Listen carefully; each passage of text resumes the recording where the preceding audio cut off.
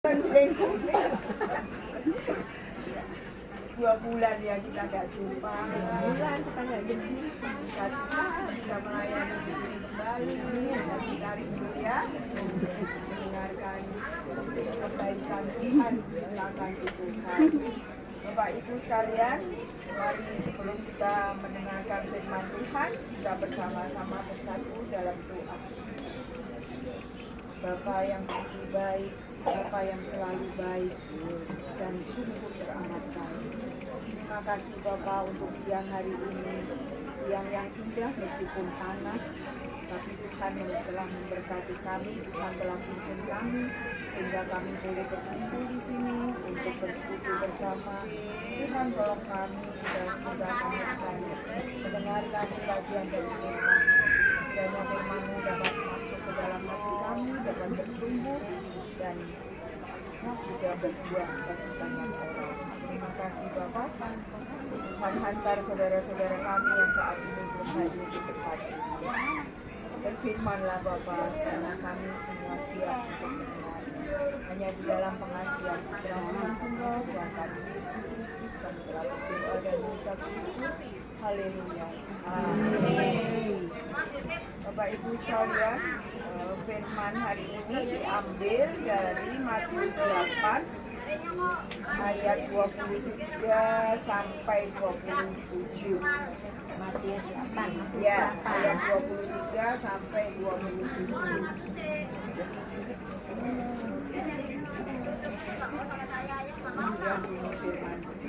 Angin diredakan. Lalu Yesus naik ke dalam perahu dan murid-muridnya pun mengikutinya. Sekonyong-konyong mengamuklah angin ribut di danau itu sehingga perahu itu dihembus gelombang, tetapi Yesus tidur. Maka datanglah murid-muridnya membangunkan dia, katanya, Tuhan, tolonglah kami binasa. Dia berkata kepada mereka, mengapa kamu takut, kamu yang kurang percaya? Lalu bangunlah Yesus menghardik angin dan danau itu, maka danau itu menjadi teduh sekali. Dan heranlah orang-orang itu, katanya, orang apakah dia ini, sehingga angin dan danau pun taat kepadanya. Bapak Ibu sekalian, terkadang saat kita merencanakan sesuatu ya dalam hidup kita, macam-macam rencana, tapi pada waktunya kok tidak terjadi ya sesuai dengan yang sudah kita rencanakan, sesuai dengan yang sudah kita persiapkan. Rasanya kan kecewa sekali ya, kenapa ya kok ternyata seperti ini.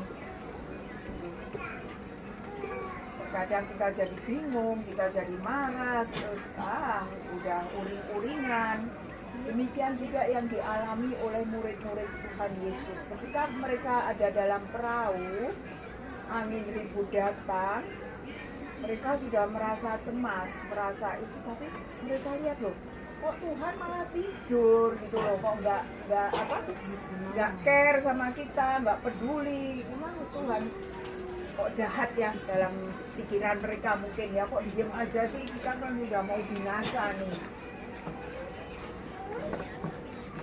Percayakah kita bahwa terkadang Tuhan tuh mengizinkan masalah itu datang supaya kita tetap mengandalkan Tuhan ya. Kita diberi kesadaran bahwa oh iya ternyata aku nggak mampu kalau mengatasi ini sendiri, harus melibatkan Tuhan, harus minta tolong kepada Tuhan dan berharap selalu kepada Tuhan.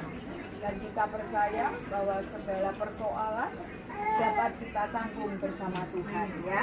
Nantinya Tuhan akan membuat semua indah pada waktunya, karena waktu Tuhan itu adalah yang terbaik.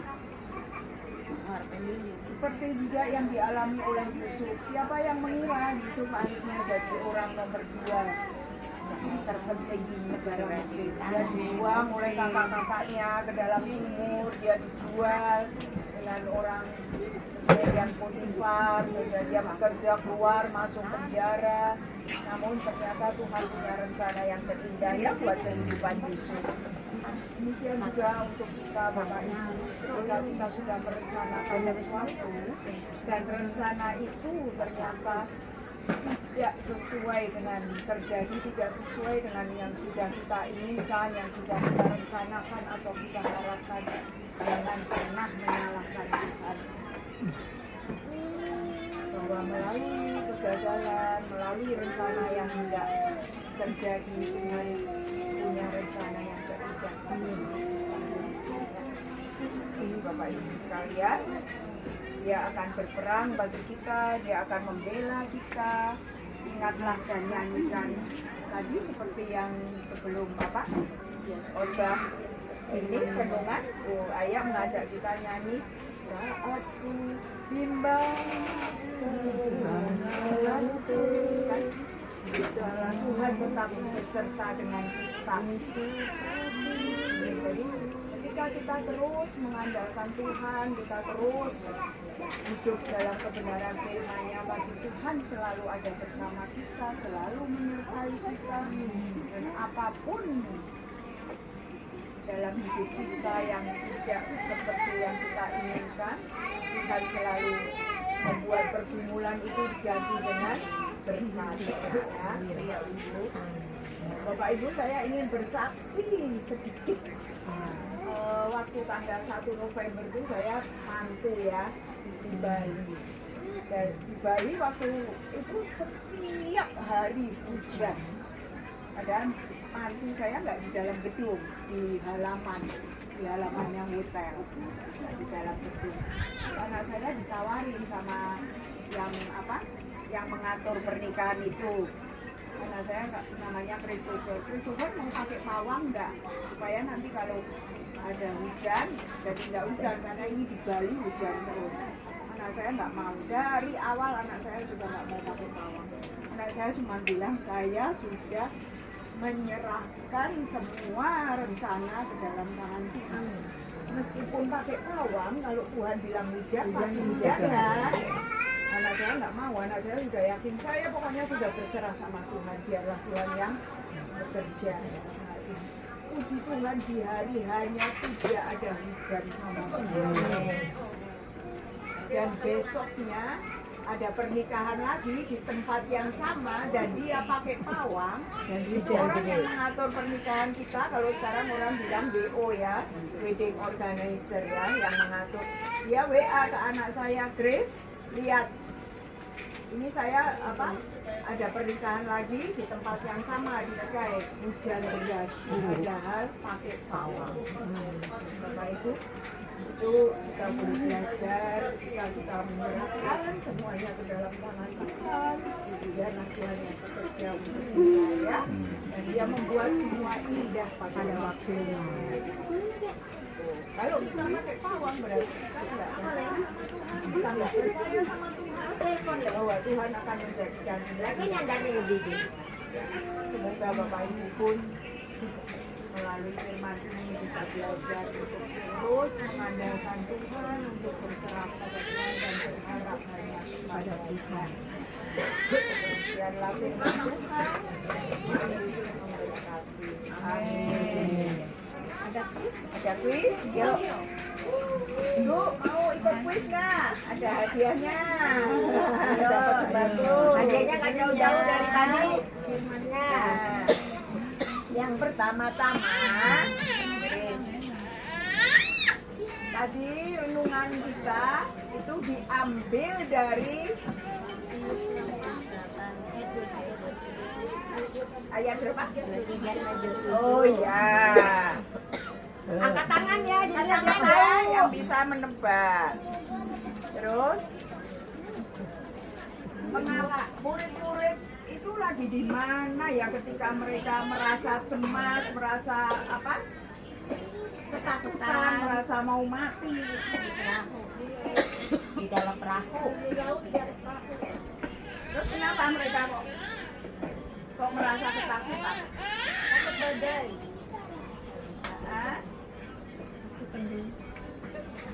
Badainya sudah datang.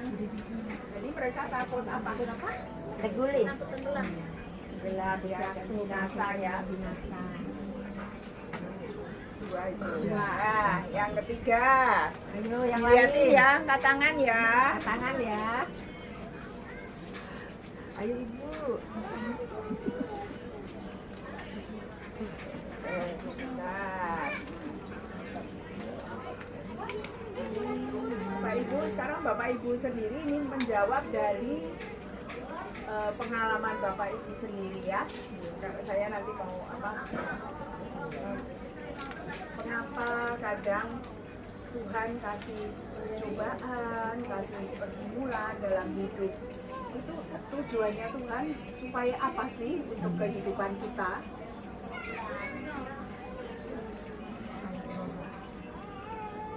Siapa? Ayo angkat tangan. Supaya berubah. Berubah bagaimana? Supaya lebih berbaik. Supaya sadar Sadar bahwa bahwa ketekunan rumah tangga. Sabar. bukan hanya dalam ini umum ya, misalnya kita punya masalah, punya apa gitu, kok Tuhan hadirkan itu masalah buat kehidupan kita itu kenapa sih gitu loh. Hah? Kurang tepat Harus kita sabar biar sabar. Kurang dikit lagi.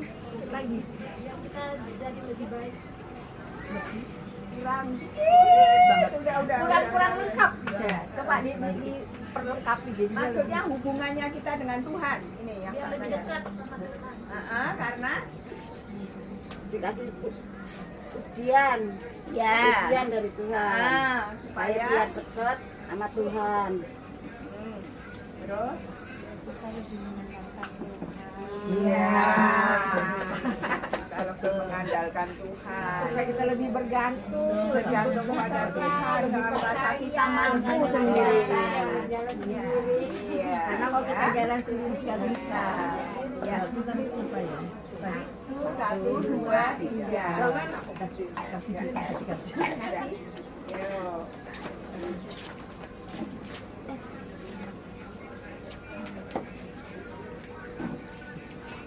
Panas. Adiknya.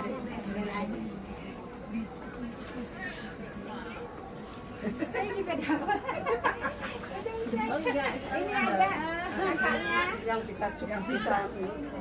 bisa jawab. Kalau yang kita jawab, saya nggak dapat jawab ya. Berarti nanti 2 bulan lagi kalau ada firman didengerin biar bisa ikut bisa jawab kuisnya. Nanti Natal ya. Natalnya Januari ya. Kalau di sini ya. Ini Januari Natal ya, ya. kita Biar anak-anak rayain ya. seneng.